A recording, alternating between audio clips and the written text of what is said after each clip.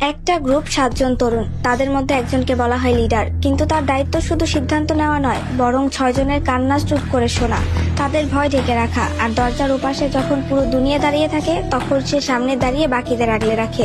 হ্যাঁ, আমি আরএমের কথাই বলছি, ওরফে কিম নামজুন। যখন বিটিএস নামটা কেউ চিনত না, নামজুন তখনও বিশ্বাস রাখতো এই 6 জন একদিন আকাশ ছুবে। যখন জাংকুক কনফিডেন্স হারিয়ে ফেলতো, নামজুন তাকে বলতো, তুমি পারবে, তুমি আমাদের গর্ব।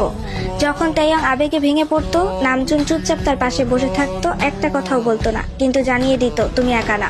যখন জিন নিজেকে অবমূল্যায়ন করতো, সে বলতো, তুমি শুধু হ্যান্ডসাম না, তুমি আমাদের ব্যালেন্স। যখন ইয়ংকি নিজের দুঃখ গানে ঢেলে দিত, নামজুন তাকে বলতো, তোমার ব্যথা আমরা আমাদের শক্তি বানাবো। হোসেওকের ভয় যখন তাকে থামিয়ে রাখতো, নামজুন ছায়ার মতো তার পাশে দাঁড়াতো।